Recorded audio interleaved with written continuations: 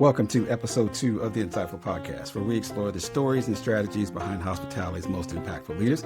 I'm your host, Dr. Jeremy Fairley, and today's episode is a special one for me personally. Today, I am joined by Danielle Blubaugh, who is the Food and Beverage Manager at Hilton Orlando and a proud graduate of UCF's Rosen College of Hospitality and Tourism Management. With her expertise in food and beverage operations and a dedication to guest satisfaction, Danielle is helping to shape the guest experience at one of Orlando's premier lodging properties right here in the iDrive corridor. So it's going to be a great conversation. So sit back, relax, and as always, make sure you take notes. You never know when there's going to be a quiz at the end.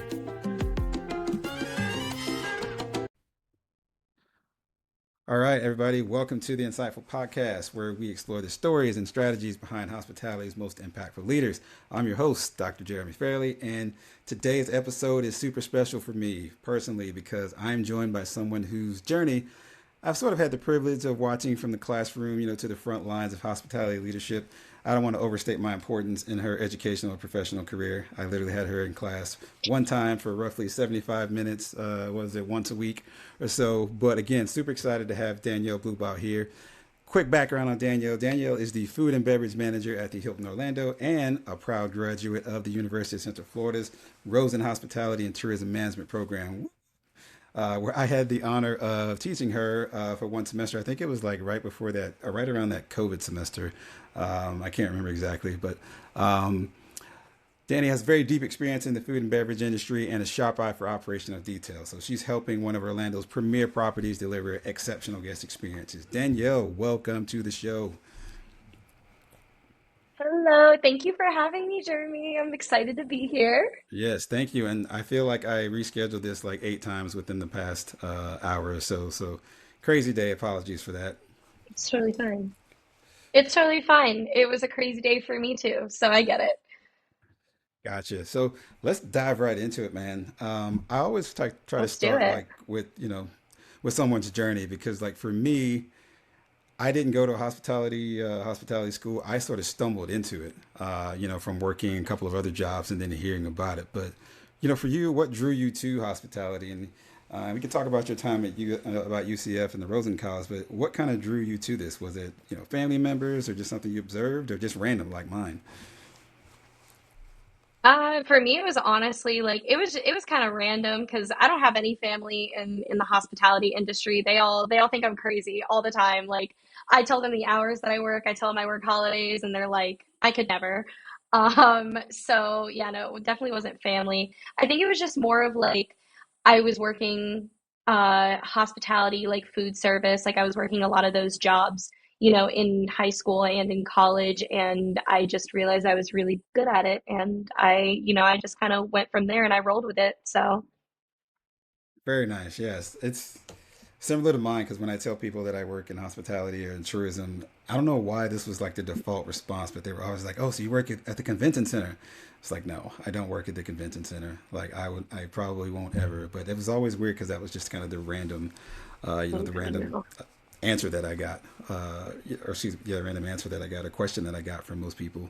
But talking about just kind of transitioning to your Yeah. time at UCF and the Rosen College, like hmm how was that? Like, give me all the horror stories. That's joking. Other than my class, just give me all the horses. How was your I time was gonna at say, UCF and if you Rosen? want the horror stories, I was gonna say, if you want the horror stories, I tell one about your class a lot when I get asked about UCF Okay, I'm because I'm because afraid to ask, but I'm curious. well, you did put me in one of the worst group projects I've ever Ooh, experienced at UCF. yeah, Yeah, your group project, it sucked. I'm not gonna lie, that one yeah. sucked. That was a memorable one. I appreciate the honesty there. I will blame that on Canvas though, because I don't like select. I don't know enough about the students like to select those who have like the best whatever attributes. And there's a feature in there where it basically allows you to like randomly put students in groups, and that's what I did. So I'm blaming, Oh, so it was like a roulette. It was yeah, like, okay, I'm blaming web courses on that 1,000%. That okay. had nothing to do with me. But the All funny thing right, about that fair. project, We can blame web courses. is I anticipate that going into it because, as you probably guessed, that group project is a good indicator of like being in the workforce because you are going to have people who you Yes. just don't want to work with or who aren't willing to put in the work that's you. So I put it in there because I expect the conflict. I don't remember your group specifically reaching out to me about, but I always expect the conflict because I want them to understand like you're going to be in a group like this. You're going to be in a department with someone that you don't like For or someone sure. who doesn't put in the same. I'm trying to intro students into that. Now I don't tell that up front, but that is part of my like, if I'm like like my little strategy It's your that little I it's your little scheme. But no, I completely agree with that. And that is also why I tell people about that project all the time because it was so bad for me. I feel like it taught me a lot how to like it prepared me a lot for working with like horrible coworkers and stuff like that. Like I have my staff members all the time, "Oh my God, I can't work with this person. I can't work with this person." And I kind of use that. I use that story as almost like a, "Hey, like I've been there before. Like, I get it. Like, here's an example. Here's a funny little example." And I tell them, like, I get it. I've worked with people that I don't like before. I've done projects. I've, I've been in that situation before and you'll get through it. Like, at the end of the day, you just got to do what you got to do. yeah And, even if your personalities collide, sometimes you just got to do it. yeah, and like I said, I've had that happen where I had one person in the group that was just fed up and they just did everything and turned it in. And I was just like, well, that's a situation you might face. Like, yeah, you might have to just do everything and let everybody else put their name on it. Cause I'm stepping out of that conflict. I used to do a part of that. I don't think I did this for your class, but I used to have like a peer review part of that. And then I did one of those and I was like, okay, yeah. No, that's what made it the worst because you made it public. Whoa, wait, what I do? I made it public? Yeah, you made the peer review public, so when we all posted our Oh, peer reviews, they were public to everyone. And I hated my group mates, so I blasted them in the peer review, and mine was the first one to drop. And they all got notified when I dropped it, so they all opened this document, and they were like, "Oh my God!" And they flamed me in a group chat. okay, I didn't know this. This is the first for the millions of viewers watching this right now. I had no idea that that happened. But again, I'm going to blame that on web courses I think it was because an accident. yeah, I think it was an accident, but I was present for the peer review. yeah. Well, this interview is not going the way that I wanted it to because these are new stories to me. But I'm glad I'm hearing them because it's going to make me be better. It's going to make me better in the long run. I'm sorry. Listen, it also listen, I think it also taught me a valuable lesson. And that is maybe don't say everything on your mind, you know? Maybe Yeah. silence. Yeah, don't say everything on your mind or Just say that was the lesson. what I do sometimes is, whenever I have conflicts or whatever and I'm just frustrated, I have to type it out because if I say it, then it's going to be an issue. So I just type it out. I don't send it. I type it in a Word document because that's just a release for me and I can get it out that way. But oh man, good old peer reviews. Well, one more reason why I don't do those anymore. Thank you for that story. Yes, listeners, this is not how I intended this interview to start, but these are phenomenal stories. I'm loving this. It's funny because Oh my my next follow-up gosh. question to all that was going to be, what lessons from your academic experience have stuck with you in your day-to-day role? And I think I unknowingly segued right into that one. So, You definitely did. oh man. Well, I'm going to ask the question just to see if you have a happier story about your academic experience that you can use in your day-to-day role. But like all the lessons that Oh Professor my Fairley gosh. imparted on me that I can use in my day-to-day, just make up something real quick just to make me feel a little bit better. But Just just to make you feel a little yeah, bit just better. just a little bit. But Oh my gosh. No, but I don't think those are bad lessons to learn. I think that, like I said, I think it taught me honestly, like it gave me it because, like I said, the people that I was put with in that group, that horrific group project, and this was like right before COVID. Like, when I had you as a professor, that was like the spring semester that we all went on spring break and we never came back. So we okay, transitioned from doing in-person classes yeah, to online classes. And yeah, so I think that the entire project overall, especially even like with the transition, it did teach me like how to work both in person and remotely with difficult people. And it helps me in my day to day of like working with difficult coworkers. And I also think the peer review thing, even though, it's a funny little moment, but um the little peer review thing, I also think, like I said, it taught me a lesson because you don't always need to say everything that's on your mind if you don't like somebody that you work with. Like, it's not always the best response to just be like, oh well, you didn't do anything Yeah. here, like you suck. Like, that's not going to solve anything. Like, honestly, sometimes like silence is the best answer to these problems, and Yeah. I definitely learned that day too. Well, I'm gonna So backtrack I and think it did teach me a good lesson. I'm gonna backtrack and say I 100% planned that, and you're welcome for the wisdom there. So I'm gonna circle back and take There you credit for go. that and remove the blame from web courses and put that and just tap myself on the shoulder here. You should. Yeah. You should. It's one of the most like impactful like class moments, quite frankly. Like, I have a few others, but that No, one's no, no, no. I think we're definitely, good. I've told that I think story we're a few good on. I think we're times. good on Danny's stories about my class and such. So moving right along to the next question. I don't know what part of that horrifies me more: the fact that like you tell that story often, or the fact that like I unknowingly did that. But anyway, oh my gosh. So next question, I wanted to kind of understand because I know you before you Mhm. got to the Hilton, you worked at a couple other properties. What was that? Because I Mhm. hear from students who have a little bit more of a tougher time with that transition. Because I had that, 100 years ago when I graduated, just that transition from being a student to going to work for 40 hours a week. Like, how was that transition for you? But I would imagine it probably wouldn't have been that bad for you because you were already working at Chick-fil-A pretty crazy hours. So what was that Yeah. transition like for you? Ye- Yeah, the transition was a little weird for me. So basically, like you said, yeah, I was working at Chick-fil-A. It was very part-time when I was at UCF because obviously I was trying to focus on school. I was just trying to get through it. The transition kind of happened like in my entire like last year of college, where I got into the hospitality industry, funny enough, through a job fair on campus. But it was basically because I was moving out of like the dorms, out of student housing, like out of all of that. I had to get like a big girl Yeah, job to, afford a big girl apartment, and so I actually ended up working two jobs straight out of college, and even before I graduated college, quite frankly.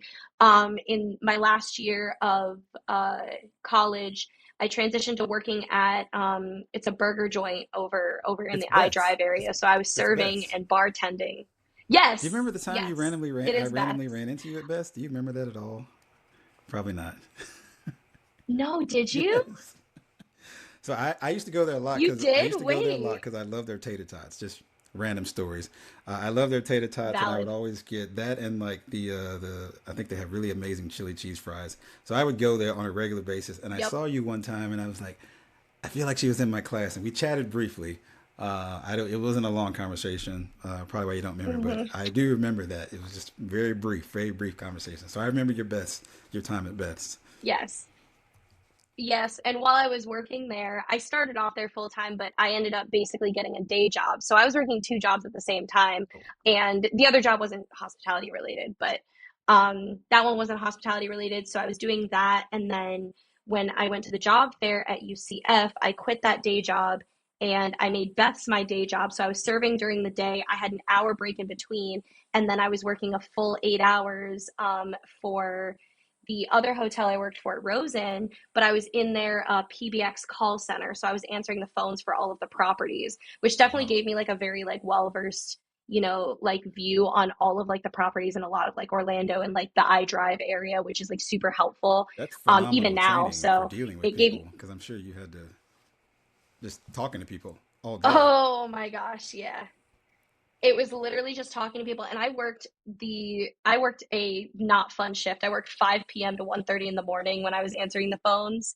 So, yeah. So I was serving from like 11 a.m. in the morning to like 4 p.m. I'd have a break between 4 and 5, and then I would work What? from 5 to 1:30 in the morning. Yeah, straight out of college. Literally, like I went to orientation 2 days after I graduated college. That is crazy, but that's sometimes it's the life of Yeah. hospitality. You work those crazy hours. I remember Sometimes it I is. taught a summer course and I had a kid who I know he worked a graveyard shift, and I think he got off of work at like 8 a.m. Ugh. And I had a 10 a.m. class in the summer, and it was like a 3 hour class. And he showed up every day, or because it meant 4 days a week, I think, because summer courses are intense. He showed up every day, Oh my worked the God. graveyard shift, showed up every day, wasn't late, asked questions, and it's not like he was sleeping, but like he was, he was attentive, and but he had just worked a graveyard shift, and I was like, man, I would, if it were me, I would have missed a couple of classes. Like, I would have fallen asleep. Yeah. nope, he never falls I'm not gonna asleep. lie. I would have no call, no show to a couple of those classes.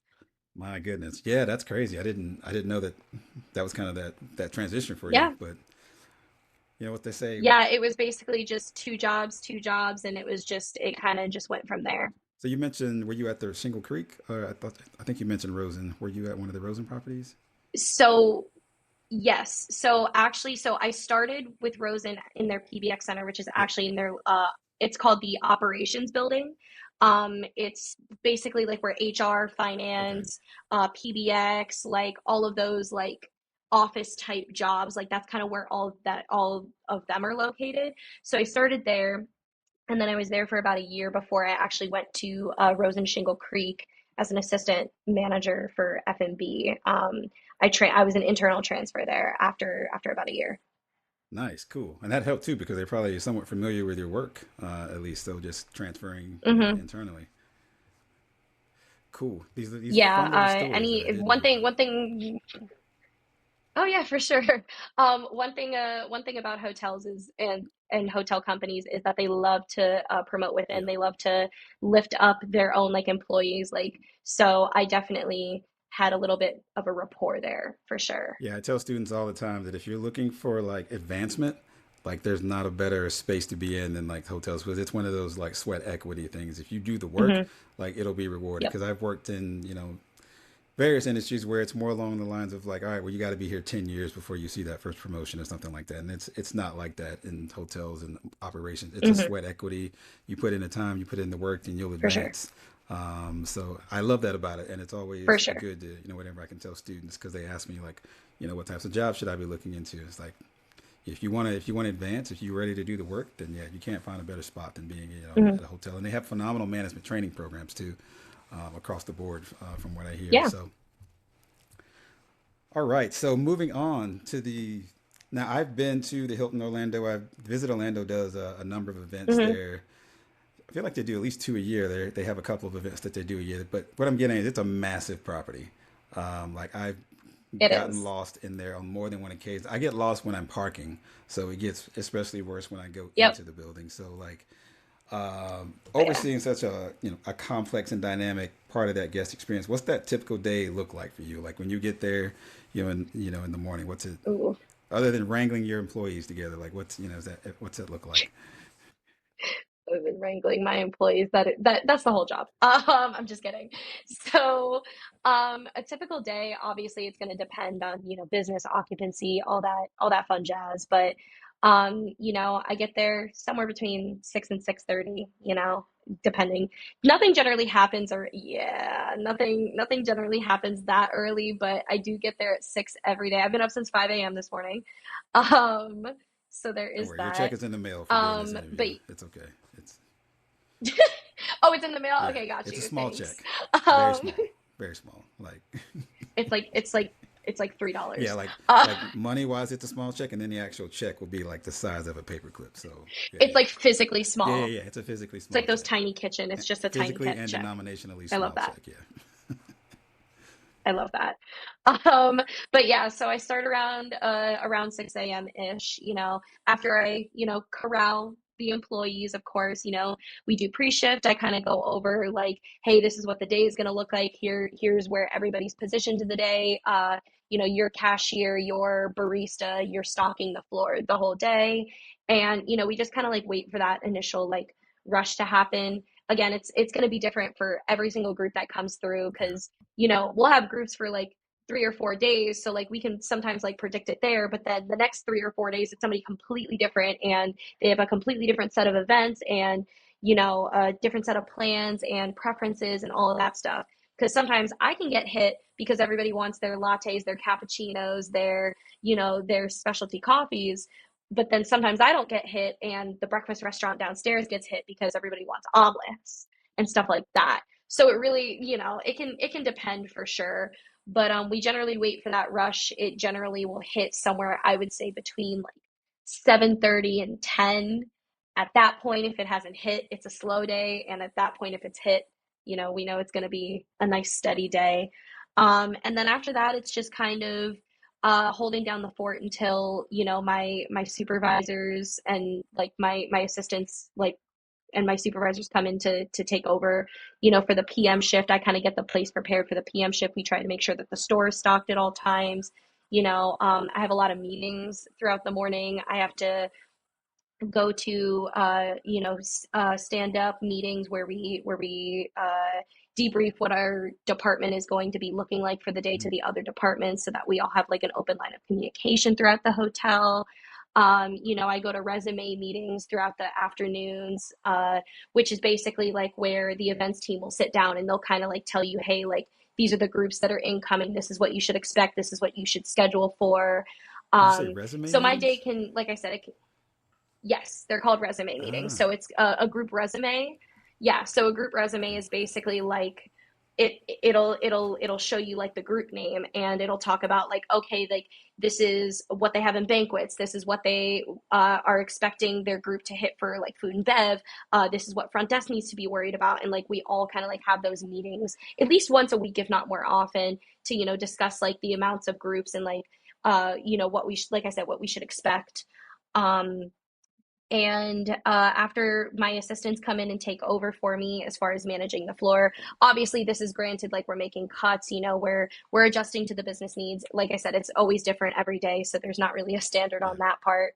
But after my assistants take over, that at that point, that's where I'm ordering for the store, which is a lot of ordering. It can Oh, sometimes I can get imagine. between 9 and 15 pages worth of inventory that I have to order every week.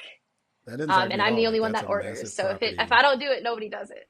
That didn't shock me because that's a Yeah. massive property. So I can't even imagine just the volume of people and the volume of product that comes in. I just want to say something quickly. I love it how you're Yeah, saying for sure. my assistants Yeah. because that just I feel like that elevates your boss level status even more than it already was because you're like my team, my assistant. It's like yeah, like I love to see that. Like I'm really geeked Yeah. out and I love it when I see. I'm gonna say my students because again, most of you only spent like one class with me, but I think it's really awesome when I can just kind of see the growth and like hearing you say like my assistant, Yeah. like Danny's got her own assistants, like that's cool. I got two of You them. got two. Listen, I'm like 136 I years got old, and two. ask me how Maybe many. three soon. I'm 136 years old, and ask me how many assistants I have. Zero. I got none. So you are So killing it. Just taking the time out to just to showcase that, because not to say that thank don't you. realize that, but that is awesome. So I just want to. I'm just shouting you out there. That is really cool. It's my goal to have at least two Thank assistants. you. I Maybe appreciate maybe it. not getting a third. I have a dog, but he just sits around most of the day. Can't get him to do anything. Always wants to go out for walks, and I'm like, what have you That's done? one of them. What have you done to earn a walk today? I look at him and just like, you've done nothing. You didn't do anything today. So That's one of my assistants. He's the exact same way. yeah, we got to teach him something different. Just in terms of like, because I'm working on it. it seems like that's a massive operation. So obviously you've got people around you. Like, what type of Yeah. systems like do you guys have? Or systems as far as like what you can talk about that just kind of help you manage all that. I'm sure there's communications or inventory What systems I'm that just kind talking of about. help you get through all that. Because without that, I would imagine it's a lot more manual work. But what do you kind of rely on to keep those operations running Uh, smoothly? I mean, we use a couple different programs. I mean, to help us out. Inventory is all done by hand. Like that's Awesome. not, we don't rely on a system for that. That's all done by hand. Unfortunately, for my assistant who does the inventory, because I will not do We're gonna it. start a drinking game, and every time Danny says my assistant, we're gonna take a shot of something. Or here, I got this is Nice. clearly Canadian sponsored. This is our sponsor for today, clearly Canadian. But take a sip of clearly Canadian every time Danny says my assistant. So Oh my God. Yeah, no, yeah, because I do the ordering, so I'm not going to do the inventory, but all of the inventory is done by hand. We use for like our scheduling program, we use Unifocus, which I personally like. It's a nice cute little scheduling program. There's an app. Everybody can see their Mm, schedules. It's nice and easy peasy lemon squeezy. I can run a bunch of labor reports on it. Makes it all very nice and accessible for me. So fancy labor we use that, reports. and then for oh yeah, no, oh labor reports. That is one of my biggest hot topics is labor.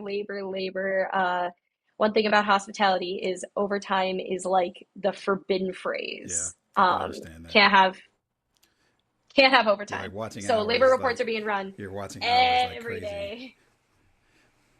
Yeah, no, even today, like it was super slow. I had to cut it down to like one cashier, which is if we got hit with more than like 10 people, that's like suicide. Yeah. I'm not gonna lie. So yeah, so yeah, we use that Infogenesis and Agilicis for, transactions, POS systems. I also used it back at Rosen, so luckily it was like a nice transition Okay. there. I was very familiar with it already. Um, I mean, it's not the best system, but like it's all right. It's all right. I know how to work it, Yeah, so yeah, yeah. If it's you got the okay. experience with it, that makes it all the better. It's totally different if it's not a Yeah. good platform and you don't know how to use it, but you probably figured out how to make it work for you, Hmm. and that's just experience over time. For sure. Is there a lot of like Yeah, for sure. in terms of like departmental stuff, building charts and graphs or presentations, or do you guys do a lot of that? It seems like everything's going so fast paced. Maybe there's not as much time for that, but As far as like charts and graphs, like for me personally, like where I'm at, I wouldn't say that we do a whole lot of like, charting and graphing. I would say the closest thing is I do have to run price analysis probably like every month on like everything that's like in my store. So basically, the manager who was in that department prior to me, instead of actually pricing things out properly the way that we are supposed to per Hilton standard. He just decided to throw a dart at a price and just guess on everything in the store. And I have a big store, so that was a lot to fix. Yeah, because one day we were going around scanning a couple things, we were price checking a couple things, and I was like, this is not this does not seem correct. And the more we looked into it and the more we dug, we realized, oh my gosh, I have to reprice every single oh, item that I've been selling. So I did have to make like a cheat sheet, master Excel sheet where it calculates like the cost percentage and the price margins, and it kind of calculates that for you. So I would say that's probably the closest thing that I have to do. And I have that as like a living document. So anytime I bring in a new product, we add the item and we're able to calculate the price that it should be per Hilton standard. I'll be honest. I got a headache just listening to you describe that. So like the I had a just headache for like 3 weeks straight. oh my gosh. All right. Well, I'm gonna call your boss to see if we can get you a raise because that seems like it was a lot. I'll send an email to It the was Hilton family it was not because I fun. don't know who you boss. That's the closest I can get. Yeah, no, literally, yeah, it was a rough one, but one of my bosses was like making us do it. He was like, "No, I want to see all of the math." Like, those math teachers in school Yeah. that are like, even if you get the correct answers, they're like, Show your "Show us the work. math." Yes. That was my hotel manager. He's like, "No, no, no, show me the work." And I was like, "Okay, Oh, sure, I'm having coming right flashbacks up." about those instructors who want to show the work. It's like, does it matter? I got the right answer. You don't need to see. You don't need to see the Exactly. work. Like you don't need to see how I got to the solution. But I lost that argument. So Exactly. We don't have to talk about it. you talked about kind of Exactly. We about just don't have to talk. you talked about your team. I would imagine that Mhm. culture is extremely important for that. Trying to make sure that everybody that you're hiring, or like if you Yeah. transition to a new job, everybody that you've inherited, so to speak, is that culture is important. Kind of, what do you Hmm. do to foster, just a good culture, to make sure that it's kind of a well-oiled machine in that? Because we've all worked at places where like culture's off, and you can just see it. Yeah. Like it's not underlined. You can just see Yeah. it. Yeah, you definitely. Yeah, I've worked in those places too. But one thing about Hilton that I personally really love is that Hilton culture is such a big thing with Hilton, like from corporate all the way down, like trickling down to just a little coffee shop. The culture is so important, and that's why we have so many people that have stayed for like 16, 17, 18 years. I just celebrated like three of my team members' 16-year anniversaries this past month, who have, yeah, who have been literally just with my shop, not even outside, like with my shop for 16 years. But culture at Hilton is something that is talked about quite often, where HR, corporate, and, like I said, trickling down to just a measly manager like myself, where we go over all of these important culture topics. We make sure that they have resources available to them. Something that I personally do with my team members is that, I have a personal relationship with every single one of my team members, and I have a staff of like, I would say probably 25 Oh wow. ish. I've got about Yeah, I've got about 25 for my 24-hour operation, give or take. But I establish a personal relationship with every single one of them. When I make their schedules, like I know like what's going on in their day-to-day lives, and I'm able to kind of like curate the schedule to meet everybody as best as humanly possible. Like, I currently have like a staff member who felt comfortable enough to confide in me, that his father is going through, chemotherapy treatments, and he was kind of telling me a lot of last second times, like, hey, I need this time off because I got to go visit my dad, or whatever the case may be. And I'm always willing to accommodate that stuff, because at the end of the day, Yeah. this isn't their life. Everybody's got a life outside of work. I do, you do, everybody else does. And so, to try and like establish like that culture of, um, just the culture, not only with Hilton, but like within the store itself. I try and make sure that everybody's heard, everybody's listened to, and that honestly, at the end of the day, like everybody's treated like a person. I don't treat anybody like numbers. I don't treat them like, hey, like I know I've made the joke like, oh, my staff, oh, my assistants, but I genuinely don't treat anybody like that. I treat everybody as equals. If they have something to say, if they want to criticize me and how I'm managing them, I'm open to criticism. If they want to look at me and be like, Danny, you were being rude as hell today. Fair enough. That's my bad. I'm sorry. You're right. I keep the floor open for them, and they know that about me, and that's why we all kind of have that big trusting relationship with each other. I like to think.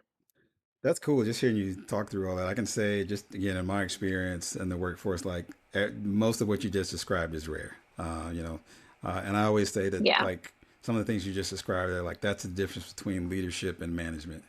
And those are like really good leadership things. Just knowing your staff, understanding, and just having empathy. Like that is huge.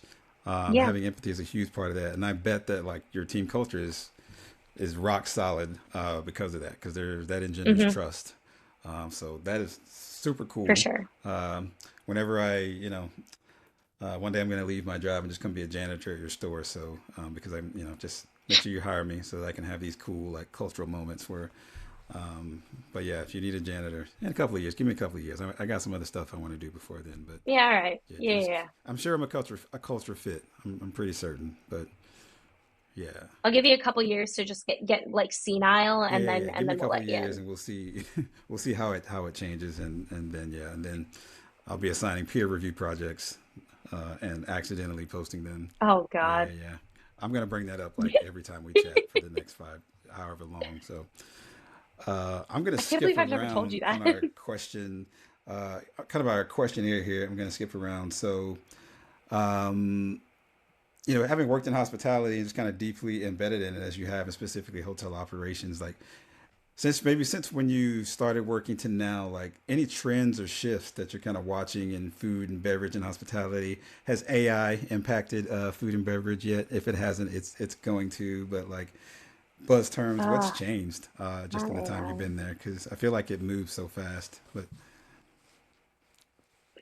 I mean, for me particularly, obviously I run a coffee shop, and I mean, there's new trends with coffee and with drinks and stuff like that. Just go to a Starbucks or go to a Dunkin', and that already makes your head spin. I had one of my senior, like it was my hotel manager's like assistant. She like barged through my office door yesterday and she goes, "Where's the pumpkin spice?" You know, like I was like, "Girl, it's August. Give me a minute." She literally, I'm not even exaggerating, busted through my door. Okay. She goes, "Danny, where's the pumpkin spice? Calm down, slow down." So, I mean, I do have to keep up with those trends. Something that's like trending right now is like Dubai chocolate, and I sell, candy in my store. And finding Dubai chocolate is like finding the golden ticket in Willy Listen, Wonka. that Like, came out of it's, nowhere. Like all of a sudden, it really I did. have a friend on Facebook, and I don't know exactly what her husband does, but she was posting because she was so excited that he has a license or whatever connection to sell Dubai chocolate. And I was like, what the hell is Dubai chocolate? And then I just slowly started to hear about it. And then I was at 7-Eleven today, and right there on the counter, they're selling Dubai chocolate. And I'm starting to see it more and more. And I'm just like, where did this come from? Hmm. Like, when did Dubai chocolate become? Because I'm a snob. I I know. like the finer things in life, even though I'm broke as hell. So like, just thinking about it, it sounds like something that's in my wheelhouse. But it came out of nowhere. Oh my. And it was insane. Like, my hotel manager actually went to a different Hilton property. He went to the Signia by Hilton, and they had their own custom Dubai chocolate, with like with like the Signia Hilton like wrapped logo around it. And when I found out the price that I would have to pay, not even resell it at, that I would have to pay to get one singular bar of that. I was drinking a latte at the time and I choked on it because it was that bad. $40 per bar for me to buy it. And I would have to sell it. The Signia is selling those for No. $70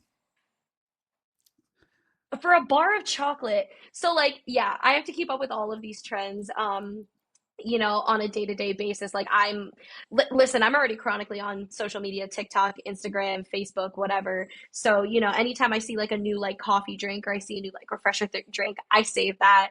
Like even the other day I was at a Foxtail and they had these like peach lemonade refreshers, and I literally texted a picture to one of my assistants and I was like, get the recipe for this and put it in the store. Uh, so it's like I have to keep up with that stuff all the time.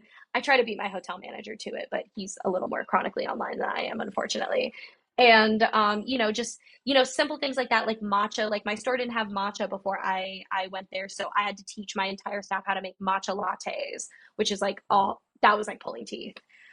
Yeah. And, we're starting to go in the direction of possible like acai bowls, which is also like another trending thing. So, I just have to keep an eye out for all of these different like trends That's and, crazy.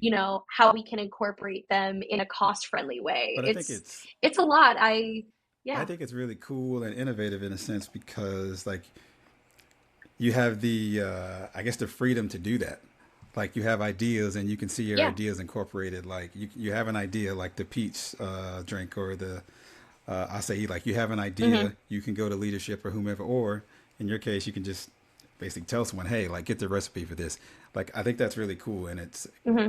a credit to Hilton culture and the culture at your specific workplace about you have the ability to just to bring ideas and see them through because Yeah. I've been in that experience that situation where plenty of ideas but like not always had the not always were was able to see them through. So I think that's cool. Like that's extremely cool that you have the ability to do that in your work because it doesn't stay boring because there's always something like that that you can bring to the No, table. it So definitely there's an doesn't. element of freedom that it sounds really cool. I wanted to circle back to something you said. Yeah. I have a title for this podcast, and it's all fancy. Let me read it here for you. Let me put my thumb up here, just because it's that fancy. Your Yeah, pinky. operational excellence and hospitality leadership with Danielle Blubaugh. That was the title, but I'm changing the title of this Oh. podcast to "Where's the Pumpkin Spice?"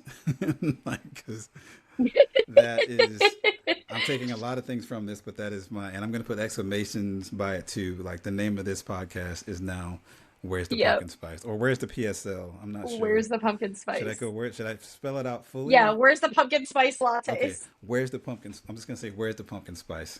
An interview with Yeah, Danielle. where's the I Yeah, like where's the pumpkin yeah, yeah, spice, yeah. yeah. So let me You can see me scratch this out here. I won't write it in there, but You're, just so you don't think you're I'm. like the rest of Yeah, that? yeah, yeah. Nah, No, nah, no, no. nah, nah. The pumpkin spice. Where's the pumpkin spice? Yes, these ideas, and when this specific podcast blows up and CBS purchases us for like $1 billion, I'll make sure you get a cut of that too. Remember Yeah, me. yeah, yeah, Remember me on the when you make it big. yeah. Very, very small cut, but a cut nonetheless. You know, so yeah, it'll be enough. Fair enough. It'll at least be enough for you to afford some Dubai chocolate. I can promise you that. Like that, the cut will be at least $40, so you can get some Dubai chocolate because Oh my that stuff is gosh. crazy. But I wanted to ask, It's not and even that good. Just a spoiler alert. is it more like milk chocolate or dark chocolate or the different flavors? It's it's a thick like milk chocolate with, sorry, I didn't mean to cut you off, but it's a thick milk chocolate with pistachio cream and something called katif in it, which is kind of like a, it's like a breading thing. Like if you look it up, it almost looks like little, like it looks like longer grains of rice almost. Hmm. I think it's more of like a texture thing. I actually tried it for the first time today because me and my director, we were like, okay, we have to see what this craze is about. And I took one of the Dubai chocolates off of my shelf and we split it in half. We were like, we got to try this. And I was like looking at him as I'm chewing it. I'm like, this has got to be a texture thing. Like it's Okay. that is not worth what people charge for I'm gonna that. try it. I'm gonna get the low budget 7-Eleven Dubai chocolate because that's what I can afford. Because I have a 7-Eleven Do it account. Boom, get a discount. So I'll try that and as you should. I'll report back. And if it's Yeah, cheap please enough, do. I'll bring a couple of bars by your store and we'll just leave them out on the tables for people to try.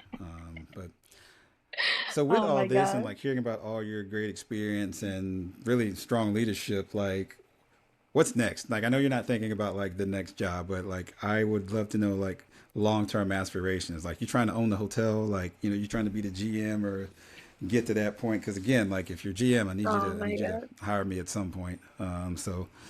This is also a personal plug for me. This whole podcast, if you hadn't figured that out. So I'm trying to get some. That's all this is. Yeah, Yeah. yeah, yeah, it's cool. But what's your long term? What are those long term aspirations for you, or are you just focused on the moment? Because that's a an honest answer also. But I mean, a little bit of both. Funny enough, I actually was asked this question today. No, no lie.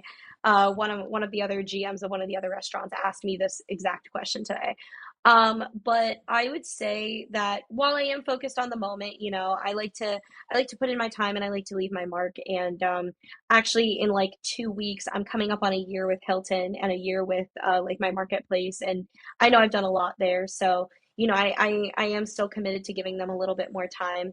And as far as what I plan on doing in the future, it can vary. I'm always looking for the next step, and I would be open to quite a few different, aspects of it. I would be open to continuing with F&B and B and maybe being like a GM of like a restaurant and, trying to kind of, transition from like coffee retail and market to restaurants, or I would be open to working my way up to, being a director or an assistant director, or seeing like a little bit more of like the other side of like the operations, because my director also oversees banquets. So, that would yeah, give me a lot of like banquet I experience was gonna and say like stuff like that. banquet and catering. Like what was that? What is that? Is that on your radar too? Yeah. But It technically falls under F&B. I mean, I've no uh thought of being like a banquet captain or anything like that by any means, but I would like to at some point, uh I've actually started already at this point. I'm actually the most senior manager in the hotel, time wise, which is crazy because like I said, I've only been there a year. So my director and my assistant director, a lot of times when they're out, they do push a lot of their tasks onto me, or they make me sit in their place for like meetings and stuff like that. So I do kind of already have that exposure, and it's something that I do enjoy, and I always enjoy helping them out, and I'll do whatever I can. They're great directors, they're great bosses, but so I'm open to seeing that through. I'm also open to trying other things within the hotel. Like I was talking with somebody today, and I was saying maybe like events and sales is something that like selling the yeah, restaurants, or selling like the hotel to people, and planning the groups and planning the events, like that's also something that seems very interesting to me, and I would be willing to do that. It's just all about what opens up when the time is right, because it's always happened that way for me. It's always just kind of been like, you know what, the time is right, boom, here we go. And I'm willing to try anything and everything. That was one of the other draws of being a hospitality management major, because hospitality management, it doesn't limit you. So I'm Yeah. not limited to F&B. I have more expertise in F&B just because that's where I've been at. But I have a degree that can, and the knowledge and the education to take me into so many other aspects of the hotel industry, to where I can become well-rounded enough, and I can have so many different experiences. And Yeah. I'm still at that time where I can change my mind and completely change my career if I wanted to. So, Yeah, that's cool. It's like you got that just that general well-roundedness. I think that's a combination of things that comes from, our time at Rosen, but then also just your experience and really like the call center. Like mhm. that's amazing experience. That's kind of made you a little bit more Yeah, well-rounded, and then being able to manage and run restaurant, run, your store. So I think that's really cool. I want to see you like, I like running the GM of the restaurant thing. I like that idea because I feel like yeah, that is super fast paced, especially if it's like, white tablecloth, like high end for or something sure. like that. Like I can see that. But Ah, fine dining. yes, I fine would I would dining. love that. When I was at Rose and Shingle Creek, the property, as an assistant manager, I was doing two restaurants, and it was something I thoroughly enjoyed.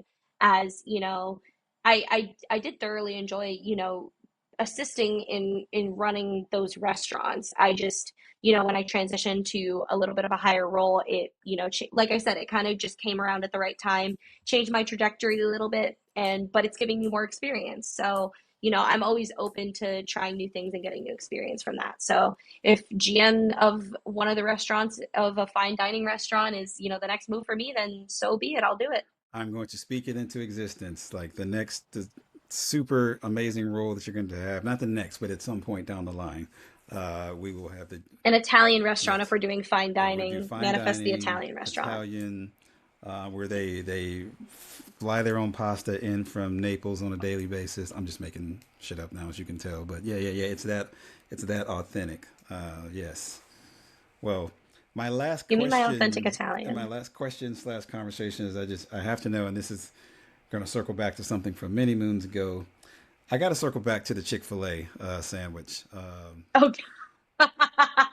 Did I? I knew it was Yeah, going yeah, to yeah. come up. I Because knew I, it was I going to I come think up. about this probably more often than I should. So, did I ask for the sandwich, or did you just bring it that day? I feel like maybe I made a joke about it at some point Uh, in class, and then you showed up like, with yeah, a it was, sandwich. Or do you recall this? Because I'm trying to remember the origin behind this. I do. Okay, go ahead, help me out. The origin was, it was one day your class was after one of my shifts at Chick-fil-A. And so I clocked out, and I got food because I was hungry. So, and I brought the food to your I think I class, know and where I this is think I going. sat, if I'm not mistaken, yeah, I sat like in the Yep. front row, and I was just sitting there munching on chicken nuggets and fries. And you kind of looked at me, and you were just like, "Well, bring me some next Yeah. time." Like, you made like a joke, like, "Bring me some Now, next time." And I go, "Okay, what's your order?" And then you told me your order. And so the next time I came and I was bringing food for myself, I'm like, you know what? Let me not do this man like that again. Let me bring him some. you know what? The funny is, I say a bunch of stuff in class that's just not serious. It's all for the purpose of getting a laugh. And I've done that plenty of times where I'm just like, if someone's eating something, I'm always like, if you're going to bring, you got to bring for everybody. And I probably said something along those lines, like you got to bring for everybody, but Yeah. never expecting anyone to do it. So imagine my surprise. And then I also felt really bad when you came and spoke at my class. And for some strange reason, I thought it was a chicken biscuit, like breakfast. And then we were like midway, or pretty much low key fighting in my class. I'm like, it was a breakfast sandwich. You was like, no, it's lunch. And I was like, it was breakfast. And then I was like, No, oh it was no, a wait. chicken sandwich. You asked for a chicken sandwich. I think it Yeah. was like a chicken sandwich, no pickles or something like that. Yeah, I don't like, crazy. And we're just getting on the random stuff now, but I love pickles, but I don't like them on that chicken sandwich. I can't explain it. Just Valid. don't like them on that chicken sandwich. It doesn't go. Just give me the plain sandwich. It I'll add doesn't go. ketchup I and mustard, completely agree. and I'll be good. But you know what made me realize when we were sitting in class that day, because I was fighting you hard, because I was like, no, it was a breakfast sandwich. And then I remembered, no, there were waffle fries. And I was like, they don't do those at breakfast, so it must have been lunch. So I just love this full circle moment that I had, where I remembered, after you told me, and I didn't believe you. Um, And for everybody that's watching, Danny came and spoke to my class, not this past spring, but I think it was last fall. And we brought this Chick-fil-A Yeah, story it up. was September of last year. Yeah, we brought this Chick-fil-A story up. And I mention this to my classes often about like, and I'm joking about like bringing me something for lunch and getting an A. Um, and not to say that one thing had anything to do with the other, but Danny got an A in the class. I'm sure that was down to her hard work, as you a testament to this interview, how hard she works. The chicken sandwich had nothing to do with it, but it didn't hurt. So just as I share this to my students, It this didn't hurt. podcast, life lessons, bring your professor a chicken sandwich specifically. And also this I portion of mean, the I got an show is A. sponsored by the fine folks at Chick-fil-A. So the logo will pop up later on. It's not sponsored. Just Oh, is yeah, Chick-fil-A yeah. actually No, no, sponsoring? no, no. I don't have that much juice, Danny. No, Oh, no, not at all. I was gonna say episode 2, and you got No, no, Chick-fil-A no. to sponsor Yeah, you. there's gonna be a cow walking across the screen that says like "Eat more chicken" at some Oh point. my Just god. completely steal the ad campaign Oh my there. god. No, we're not that sophisticated and No, fancy here literally. yet, but future, if my trajectory on this Maybe podcast, one day. if my trajectory on this podcast mirrors your career, then I'll be fine. Because you are like Just ascending, manifest it. That's what I do. going great heights. I love seeing like LinkedIn updates whenever you get promoted or something like that. Because I stalk all my students, on LinkedIn, just because I like to see them do well. So it always makes me happy and just excited to see you doing big things. So you will definitely be coming to speak to my class again.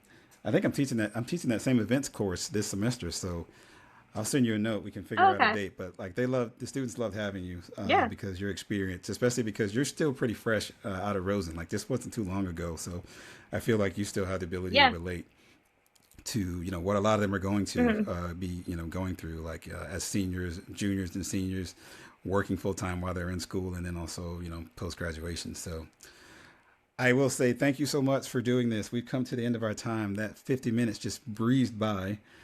Thank you so much for doing this, No and kidding. Of apologize for rescheduling this like three times. course. My day just went crazy. No, no, you're But good. No, my day went crazy too. It worked out. It worked out. I'm glad we got to do this, and thank you for having me, and thank you in advance for having me speak in your class again because it was a lot of fun. yes, this will be whenever I teach that class. Because I basically, on purpose, I skip F&B that chapter just because it's not my area of expertise. So I always, if I can't lend something to it, I always try to bring in a guest speaker. So you are my, you know, whenever I can't remember. I want to say it's like chapter 8 or something like that. Like you're my chapter 8 person. So thank you for bailing me out. And then I'm maybe glad. I can learn something Of too because course. I had never heard of what was it, resume, group resume Yeah, resume or meetings. resume Yeah. meetings. Yeah. So even I learned something today. But thank you so much again. I appreciate you taking the time out. Please go get some sleep because you've been up since like 3 days ago. So go get some sleep. And again, thank you again. Your check is in the mail. Small check. And again, everybody, thank you for Small. Danny for taking the time out. And I'll see you on the next episode of the Insightful Podcast. Thanks, everyone. Bye. Well, that wraps up episode 2 of the Insightful Podcast. A big thank you to my guest, Danielle Blubaugh, for sharing her journey and insights into food and beverage management at one of Orlando's premier hotels, as well as her thoughts on leadership and also some pretty funny stories about her former professor. If you enjoyed today's episode, be sure to subscribe, share it with a friend, and join me next time as we continue exploring the people and ideas shaping the future of tourism and hospitality. Thanks for listening, and I'll see you next time.